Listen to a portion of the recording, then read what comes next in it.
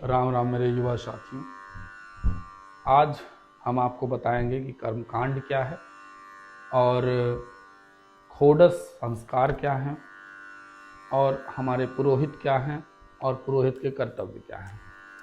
हम सभी कर्मकांडों से घिरे हैं। हमारे समाज में प्रत्येक अवसर पे कोई न कोई कांड, कोई न कोई कर्मकांड, कोई न कोई पूजन विधि होती रहती है। उसी क्रम में आज हम चर्चा करेंगे कि कर्मकांड वास्तव में क्या है। वास्तव में मनुष्य के जीवन में घटने वाली हर घटना एक कांड है और हर घटना पर कर्तव्य का बोध कराना कर्मकांड है। घटना हर परिवार में होती है। कहीं जन्म होता है तो कोई मरता है, कहीं शादी होती है तो कोई किसी का अन्नप्राशन करता है, किसी का गृह निष्क्रमण होता है तो किसी का गृह प्रवेश होता है।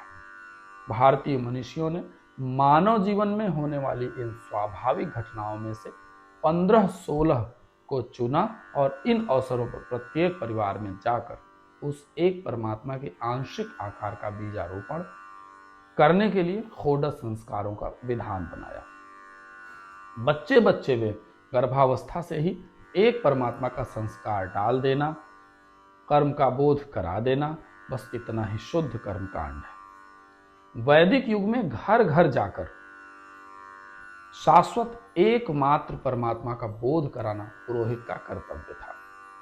उपर्युक्त अवसरों पर वेद के पुरुष सूक्त की ऋचाएं पढ़ी जाती थी और उनके साथ ही मनुष्य को प्रिय लगने वाली वस्तुएं, प्रिय भोज्य पदार्थ, तांबूल, नए वस्त्र और सुगंधि इत्यादि दान के रूप में दी जाती थी, जिससे इन वस्तुओं का प्रयोग करते समय उस एक परमात्मा को प्राप्त करने का लक्ष्य सदैव याद रहे।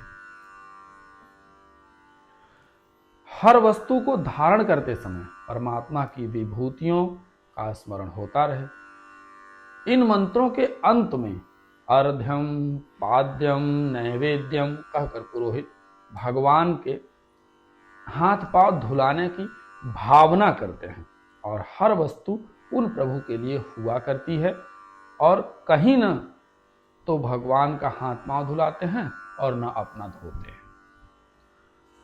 बल्कि यजमान के उसके अबोध होने पर जिस परिवार में कांड हुआ है उसके मुखिया के हाथ पांव धुलाते हैं, जिसका आशय केवल इतना ही है कि हाथ पांव धोते, पानी पीते, भोजन करते, वस्त्र, गंध, शैया किम बहु नाम, मांगलिक अमांगलिक हर वस्तु के उपयोग में एक परम प्रभु का विभिन्न अवस्थाओं में अर्थात उनकी विभूतियों का चिंतन होता रहे।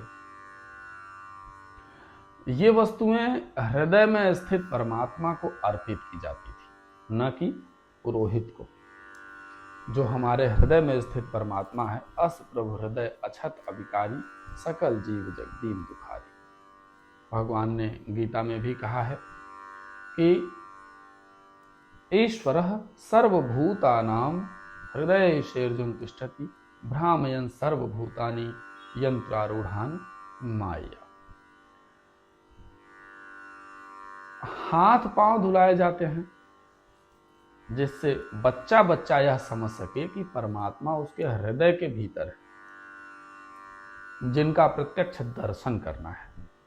हम सभी का कर्तव्य है कि हम अपने हृदयस्थ ईश्वर को पहचानें और उसकी जानकारी प्राप्त करने की जो क्रिया है उस क्रिया को अपने जीवन में, अपने दिनचर्या में लाएं, उसको अपने रूटीन में लाएं,